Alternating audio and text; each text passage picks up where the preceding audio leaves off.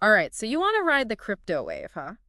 Well, buckle up, because today we're diving deep into how to make the absolute most of a crypto bull market. We're talking big gains, but also how to avoid those big wipeouts. Exactly. We're going to be breaking down this awesome guide. It's called Aprovechar al máximo un bull run. Estrategias completas. Which, for those who don't speak Spanish, means making the most of a bull run, complete strategies. Right, so you know we're going deep here. And the best part is, this guide doesn't just throw a bunch of random strategies at you. It starts by helping you figure out what you want to achieve. Because let's be honest, a bull run can be a wild ride. Yeah, like a roller coaster, really. Yeah. So before you even think about buying Bitcoin or, diving headfirst into DeFi, You got to ask yourself, what are your goals? are you trying to make a quick buck, flip some coins for a profit? Or are you thinking longer term? Building wealth, maybe even generational wealth. That's right. It's two totally different approaches. And once you know where you want to go, then you got to figure out how much risk you're comfortable with. This is huge EE because, Bitcoin is one thing, But if you're thinking about getting into those smaller altcoins, or even those DeFi projects with all the crazy yields. you need to be prepared for some serious volatility. Yeah, those can be a wild ride. So this guide, it really stresses the importance of having a plan. An entry and exit plan before things even get heated. Like, literally write it down. Exactly. Know your entry points, your exit points, and most importantly, why you're choosing those points. And they suggest using things like, technical analysis to help guide those decisions. Right. Technical analysis can be super helpful for identifying those key psychological levels. What does that even mean? Psychological Well, lift. think about it. The market moves based on, well, the psychology of the crowd. Right? So, yeah. So technical analysis helps you see where the crowd is likely to get, overly bullish or bearish.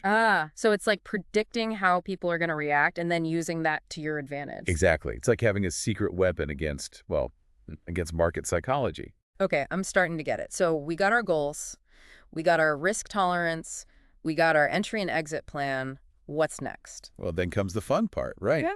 Building that portfolio. The guide actually recommends allocating your capital based on percentages, which I thought was really interesting. Yeah, it's not just about, diversifying across different assets. But also about diversifying across risk level. Exactly. So maybe you put like 50% of your capital into those blue chip cryptos.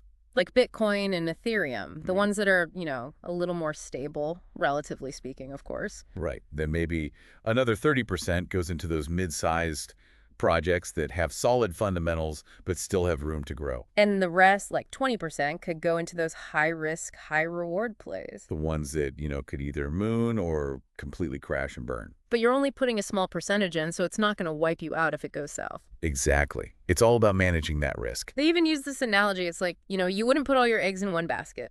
It's a classic, but it's true. Diversification is about spreading that risk. So if one asset takes a hit, your whole portfolio doesn't go down with it. It's like building a safety net for your crypto. Exactly. And speaking of portfolios, the guide breaks it down into those three categories we just talked about: the blue chips, the mid caps, and then the high-risk ventures. Right, so let's talk about those blue chips for a sec. I mean, we all know Bitcoin and Ethereum, but why are they considered so, reliable? Well, for one, they have the largest market caps, which means they're more liquid and less susceptible to manipulation. They've also been around for a while, Bitcoin since, 2009? And Ethereum since 2015. So they've stood the test of time, weathered a few market cycles. They've seen some stuff. Yeah, they have. But it's not just about, historical performance.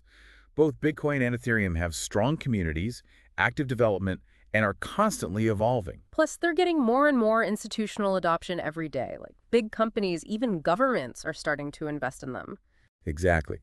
So while they might not have the same explosive growth potential as some of those smaller altcoins, they're generally considered to be, well, safer bets. The foundation of a good crypto portfolio. Exactly. But then, things get a little more interesting when we start talking about those mid-cap projects. Oh, yeah, those are the ones that get me excited. So much potential. But here's the thing. It's not enough to just chase the hype. You got to do your research. Oh, absolutely. You got to understand why a project might be a good investment beyond just, what Twitter is saying. Exactly. The guide really stresses the importance of looking into the technology behind a project its use case, the team, the whole nine yards. Like, are they actually solving a real-world problem? Do they have a strong community? And is their tokenomics model, sustainable? Right. It's about going beyond the hype and understanding the actual value a project brings to the table. The guide actually does a few examples of mid-cap projects that are worth looking into. Polkadot, Solana, and Chainlink, just to name a few.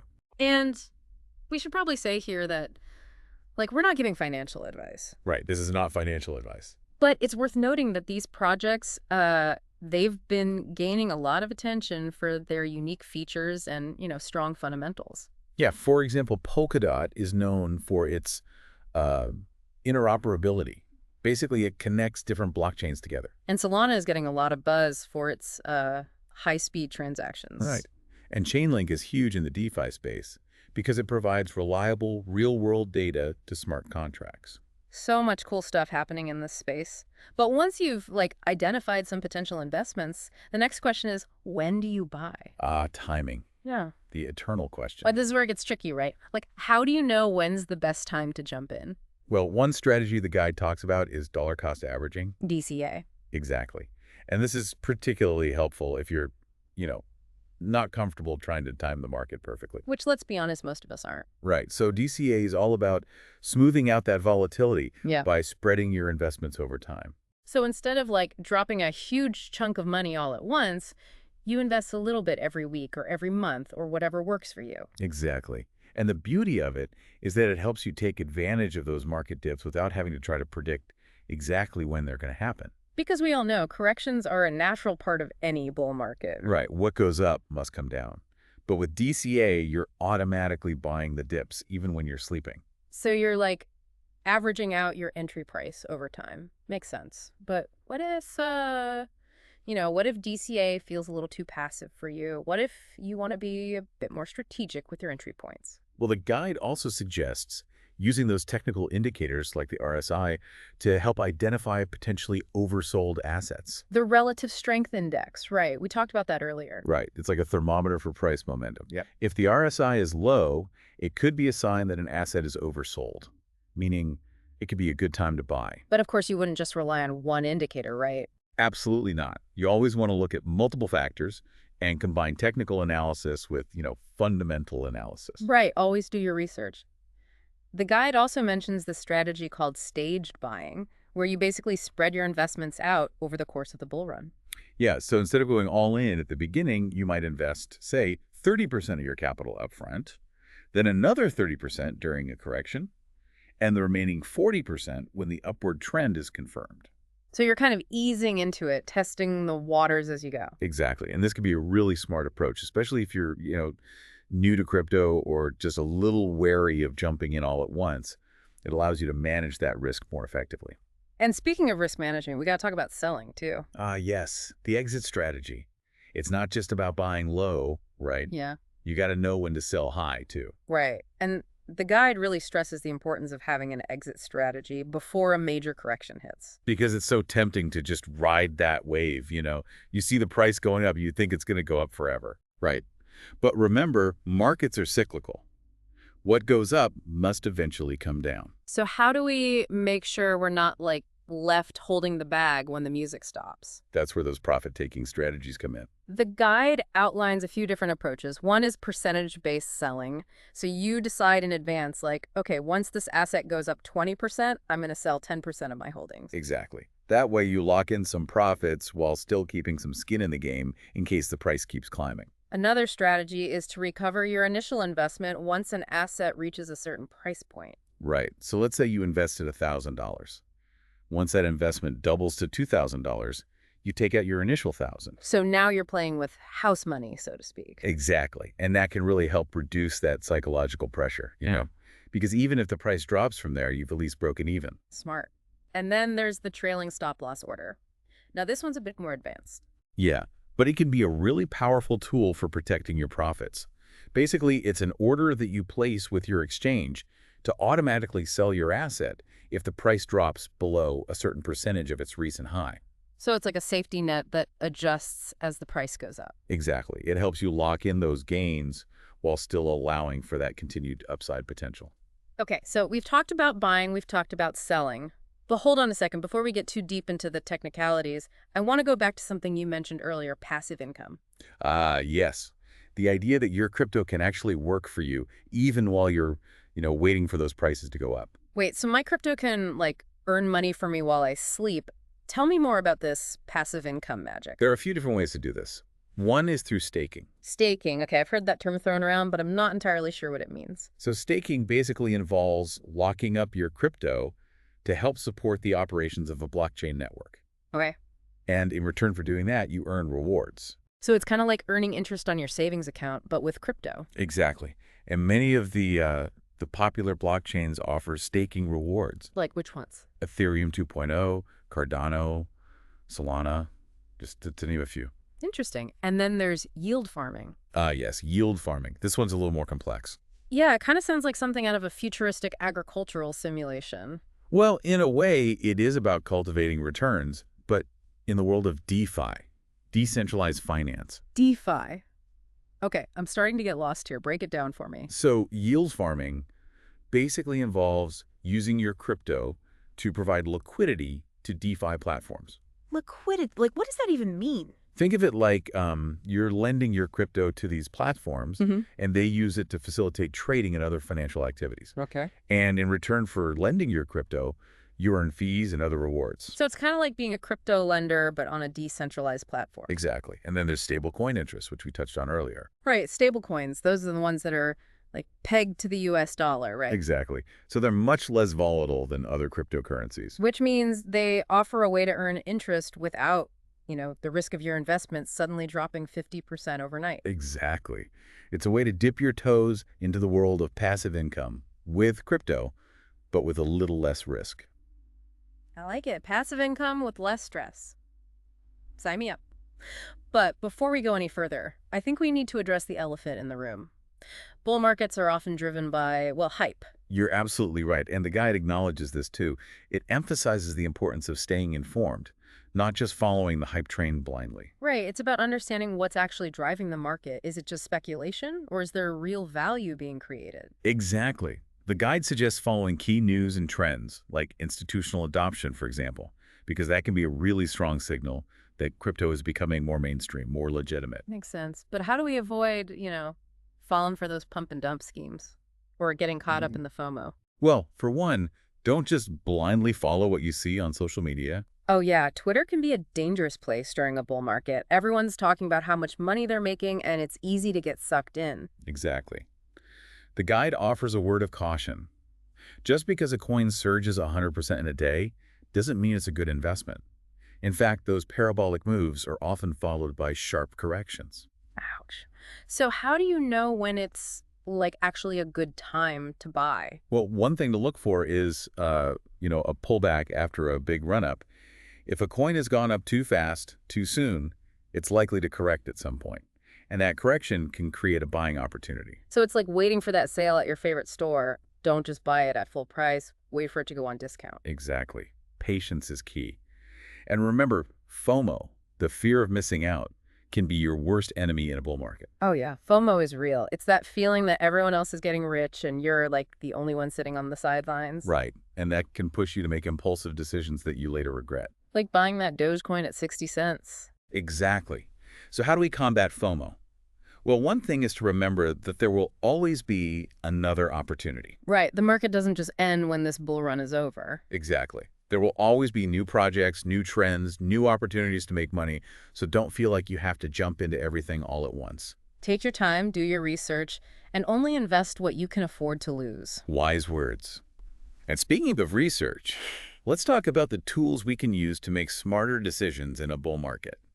We've touched on this a bit already, but I think it's worth diving deeper into the world of technical and fundamental analysis. Oh, yeah, I'm ready to get technical. Let's do it. Okay, so we're getting technical now, huh? Bring on the charts and the graphs. I'm ready. Charts and graphs tell a story. All right, so let's start deciphering that story. We talked about technical analysis earlier, using those tools to identify patterns and trends in those price movements. Give me the juicy details. What can we actually use to make sense of all this? So remember those psychological levels. Figuring out those key support and resistance zones can be, well, kind of like having a cheat sheet. You start to understand where the crowd, the average trader is going to react emotionally, and that can lead to, well, some pretty predictable price swings. So it's like we're not just looking at the numbers, we're trying to understand the psychology behind those numbers. Yeah. It's like we're getting into the minds of the market. Exactly. And the guide mentions some specific tools that can help us do that, like the RSI and the MNCD. We briefly touched on them before, but I think it's worth, digging a little deeper. Yeah, let's break those down. First up, the RSI, the Relative Strength Index. Remind me, what is this thing again? Think of it like a gauge for how much momentum an asset has. It measures how big those recent price changes have been, basically telling you how hot or cold an asset is. So like if the RSI is high, above 70, it's usually a sign that things might be getting a little overheated. Overheated, meaning? Overbought. The price has got up too fast, too quickly, and it might be due for a correction. Ah, a correction, meaning the price is going to go down. Most likely, yeah. Doesn't mean it's a sure thing, but it's a warning sign, a yellow flag, that the momentum might be fading. Okay, so if I see the RSI climbing towards like 80, gotta be careful. Exactly. Time to proceed with caution.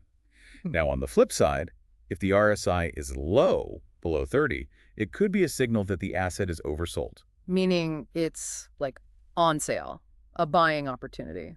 Potentially, yeah.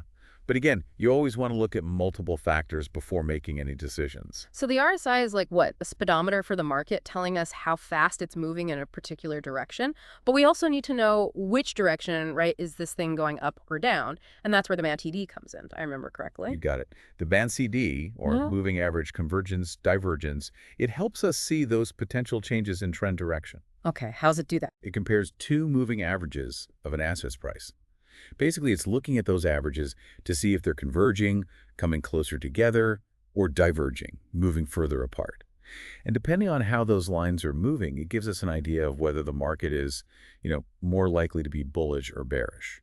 Okay, I'm kind of seeing it, but can you give me a real world example? How do we actually use this MATD thing? All right, imagine you're watching the Bitcoin chart, right? Yeah. You see the RSI is starting to creep up there, approaching that overbought territory, above 70.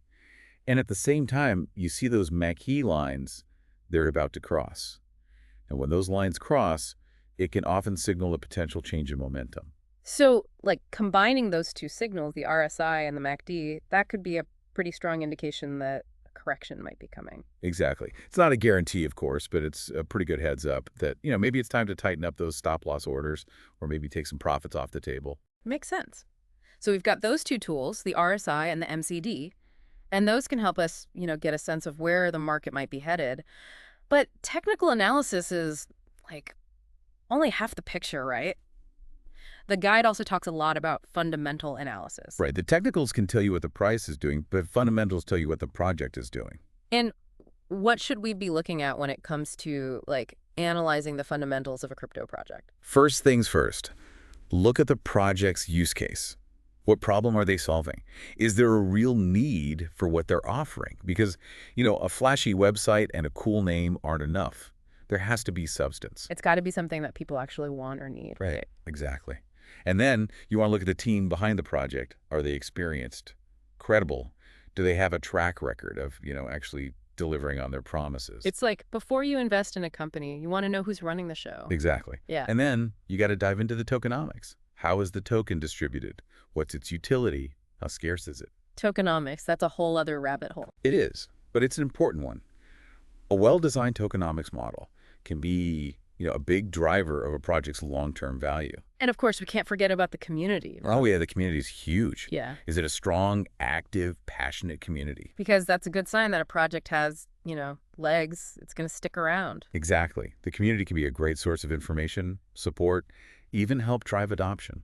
So we've got our technical analysis, our fundamental analysis. We're feeling pretty confident about, making those informed decisions. But even with all that, there's always going to be risk involved, right? Can't forget about risk management. Absolutely. Risk management is like the seatbelt of crypto investing. It might not be the most exciting part, but it's essential. It's what keeps you from flying through the windshield when the market takes a sudden turn. Exactly. Yeah. And the guide does a really good job of breaking down those different risk management strategies. So let's revisit those strategies. One that we've mentioned a few times is the stop loss order. Just to make sure I understand this correctly, remind me, how do those work? So a stop loss order is basically an order you place with your exchange to automatically sell an asset if the price drops below a certain level. So it's like setting a floor for how much you're willing to lose. Exactly. It protects you from, those big losses. And the beauty of it is that it takes emotion out of the equation. Because when you're in the heat of the moment, it's tough to make those rational decisions. Yeah, when you see your investment dropping like a rock, it's hard to hit that sell button. But a stop loss order, it does it for you automatically. Exactly. But of course, you got to figure out where to set that stop loss, right? Right. How do you determine that level? Well, it really depends on your risk tolerance and the specific asset you're trading. Some traders like to set their stop loss orders just below a recent support level on the chart.